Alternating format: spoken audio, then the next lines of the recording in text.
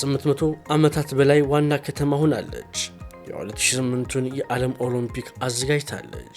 በዘመናዊ የህንፃ ዲዛይኖቿ የምትታወቀው ከተማ ቤጂንግ።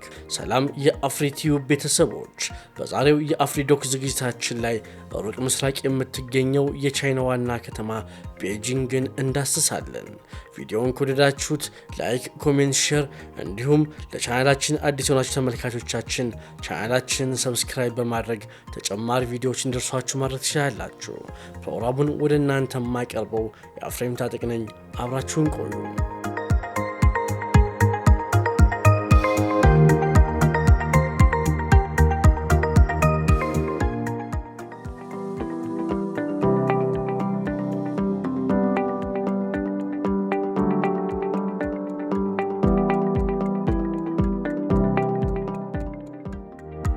ለ16410 ስኩዌር ኪሎ ሜትር የቆዳ ስፋት ያላት ቤጂንግ በሰሜን ቻይና ትገኛለች። በ16 ክፍለ ከተማዎችም ትከፈላለች። ተፈጥሯዊ አቀማመጧም በሶስት ትላልቅ ተራራዎች የተከበበች ናት። ከ21 ሚሊዮን በላይ ነዋሪዎች ያሏት ሲሆን በቻይና ከሻንጋይ በመቀጠል ሁለተኛዋ በቆዳ ስፋትና በሰው ብዛት ትልቋ ከተማ ስትሆን የዓለማችን ከፍተኛ የሰው ብዛት ያላት ዋና ከተማም ተብላለች። ቤጂንግ በዓለማችን በቀዳሚነት ከሚጠቀሱ የባህል፣ ፖለቲካ፣ ፋይናንስ፣ ቢዝነስ፣ ኢኮኖሚ፣ ትምህርት፣ ጥናትና ምርምር፣ ቋንቋ፣ ቱሪዝም፣ ስፖርት፣ ሳይንስና ቴክኖሎጂ እንዲሁም የትራንስፖርት ማዕከል አንዷ ናት። ሜጋሲቲ በመባልም ትጠራለች። በፎርቹን ግሎባል መጽሔት ዘገባ መሰረትም የዓለማችን ትላልቅ ድርጅቶች ዋና መስሪያ ቤት መካከል አብዛኞቹ በቤጂንግ ነው የሚገኙት። እንደ ኤሲያ ኢንፍራስትራክቸር ኢንቨስትመንት ባንክ፣ ሲልክ ሮድ ፋውንድ፣ ሬድ ክሮስ ሶሳይቲ ኦፍ ቻይና የመሳሰሉት።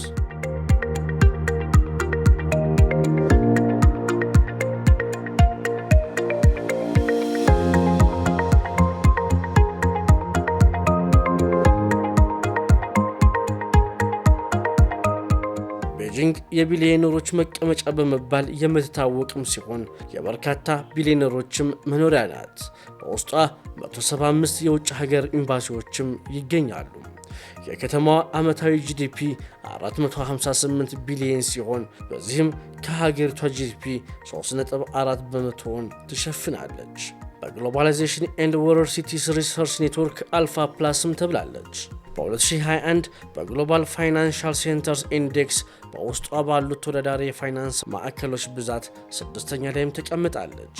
በ2020 በተደረገ ጥናት 5ኛዋ የዓለማችን ሀብታሟ ከተማም ናት።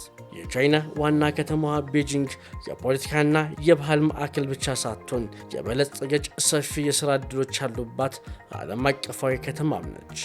ከተማዋ ከዓለም ዙሪያ ባለሙያዎችን በመሳብ የኢኮኖሚና የትምህርት ማዕከልም ሆናለች። የቻይና የፖለቲካ የቴክኖሎጂና የንግድ ማዕከል እንደመሆኗ መጠን ቤጂንግ ብዙ የሥራ ዕድሎችንም ትሰጣለች። ይህም ለሀገር ውስጥም ሆነ ለዓለም አቀፍ ባለሙያዎች ማራኪ መዳረሻም ያደርጋታል። የቤጂንግ የሥራ ሁኔታ ሰፊና የተለያየ ሲሆን በተለያዩ ዘርፎችም ዕድሎችን ይሰጣል። የከተማዋ ኢኮኖሚያዊ እድገት በፖለቲካ ዋና ከተማነት፣ በቻይና የቴክኖሎጂ እድገት ግስጋሴና በዋና የፋይናንስ ማዕከልነት ሚናዋ መሰረት አድርጓል። የቻይና የቴክኖሎጂና የፈጠራ መሪ ከተማ እንደመሆኗ ቤጂንግ የበርካታ የቴክኖሎጂ ኩባንያዎችም መኖሪያ ናት። ከተማዋ እንደ አርቲፊሻል ኢንተለጀንስ፣ ሳይበር ሴኩሪቲና ብሎክቼን ላይ ፈጣን እድገትን ማሳይታለች። በእነዚህ ዘርፎችም ከተማዋ የሶፍትዌር ኢንጂነሪንግ፣ የዳታ ሳይንስና የዲጂታል ገበያው ላይ የሚሰሩ ባለሙያዎች ከፍተኛ ፍላጎት አላት።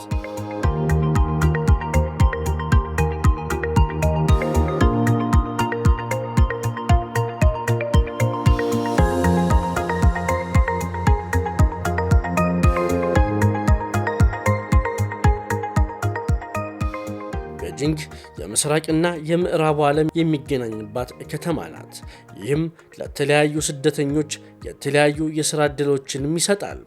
ብዙ ዓለም አቀፋዊ ኩባንያዎች በከተማዋ ውስጥ የተመሰረቱ ሲሆን እነሱም በአስተዳደር፣ በግብይት፣ በፋይናንስና በአማካሪነት ለውጭ ባለሙያዎች የሥራ ዕድሎችንም ይፈጥራሉ።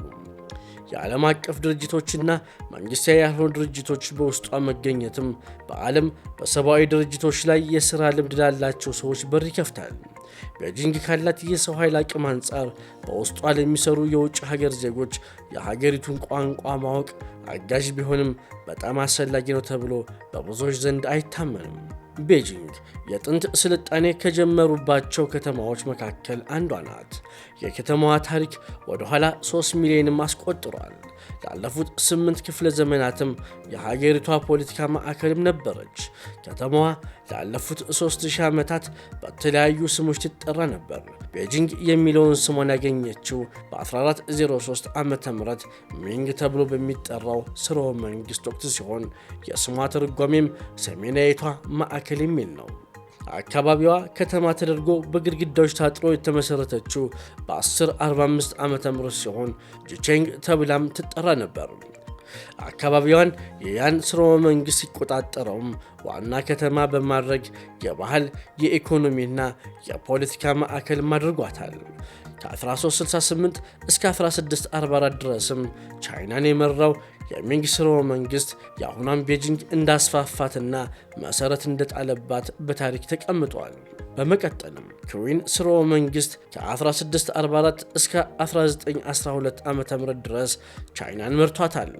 ይህ ስርወ መንግስትም ከተማዋን የበለጠ አበልጽጓታል፣ ወደ ዘመናዊነትም አምጥቷታል።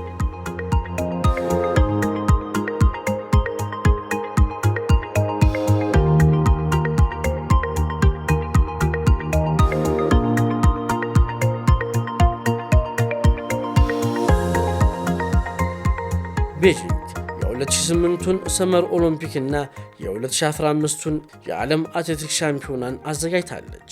እንዲሁም የ2022ቱን የዊንተር ኦሎምፒክ እንድታዘጋጅ ተመረጠች ሲሆን በዚህም የዓለማችን የመጀመሪያዋ የሰመርም የዊንተርም ኦሎምፒክን በአንድ ዓመት ውስጥ ያዘጋጀች ከተማም ሆናለች። በህንፃ ጥበቧም የምትደነቅ ሲሆን በ3 አይነት ስታይሎች ትታወቃለች። የመጀመሪያው የቻይና ባህላዊ የህንፃ አሰራር ጥበብ፣ ሁለተኛው ሲኖሲቭ በመባል የሚጠራው ስታይል ሲሆን ይህ አሰራር በፍጥነት የተሰራ የህንፃ ጥበብን ያመለክታል። ይህ ጥበብ በከተማዋ ከ1950ዎቹ እስከ 70ዎቹ ድረስ የተለመደ ነበር። በመጨረሻም ሶስተኛው በቤጂንግ ምስራቅ አቅጣጫ ላይ በብዛት የሚታየው ዘመናዊ የህንፃ አሰራር ነው። በ21ኛው ክፍለ ዘመን ቤጂንግ ከፍተኛ የዘመናዊ ህንፃ ግንባታም አካሂዳለች። ከተለያዩ ዓለም አቀፍ አርኪቴክቶች ጋርም ሰርታለች።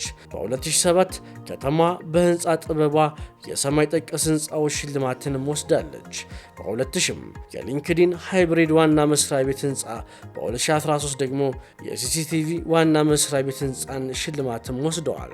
ከተማዋ ከፈረንጆቹ 2010 ዓ.ም ጀምሮ የዓለማችን ሁለተኛዋ ከፍተኛ የሰው መጨናነቅ የሚታይባት ዓለም አቀፍ አውሮፕላን ማረፊያ መገኛም ሆናለች።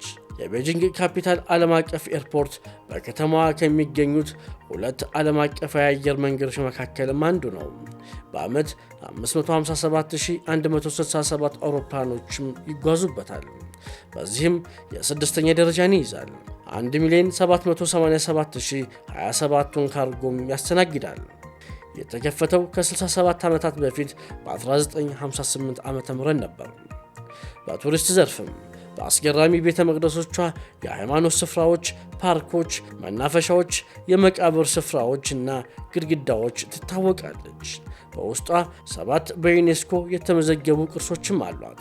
ከእነዚህ ስፍራዎች መካከል አንዱ የሆነው ጂኮዲያን ዋሻ ሲሆን ከ700,000 ዓመታት በፊት በከተማዋ የሚገኙ ሰዎች ይኖሩበት ነበርም ተብሎ ይታመናል። ዋሻው ለመጀመሪያ ጊዜ በ1921 ጆሃን ጉነር በተባለ ስዊድናዊ አርኪኦሎጂስት ነበር የተገኘው። 480 ሄክታር ስፋትም አለው።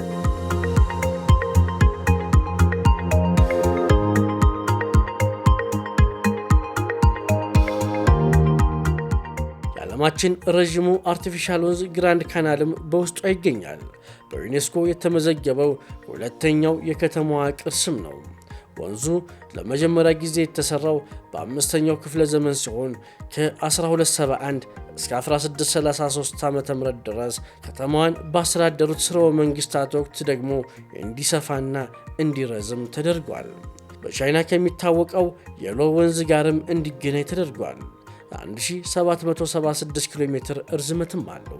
የቻይና ብሔራዊ ሙዚየም በከተማዋ ሲገኝ በ2003 ዓመተ ምህረት ነበር የተመሰረተው። 1.3 ሚሊዮን ስብስቦች ሲኖሩት የሳንቲም ብቻ ስብስቦችንም ይይዛል።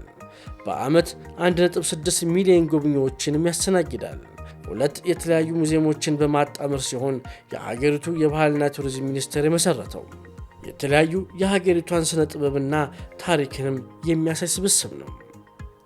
ክቡራት ተመልካቾቻችን የዛሬው በቤጂንግ ከተማ ላይ ያተኮረው የአፍሪዶክ ዝግጅታችን ይህን ይመስል ነበር። እንደወደዳችሁ ተስፋ እናደርጋለን። ለቻናላችን አዲስ የሆናችሁ ተመልካቾቻችን ቻናላችንን ላይክ፣ ሼር፣ ሰብስክራይብ በማድረግ ተጨማሪ ቪዲዮዎች እንዲደርሷችሁ ማድረግ ትችላላችሁ። ፕሮግራሙን ወደ እናንተ ያደረስኩት እኔ ኤፍሬም ታጠቅ ነበርኩኝ። መልካም ጊዜ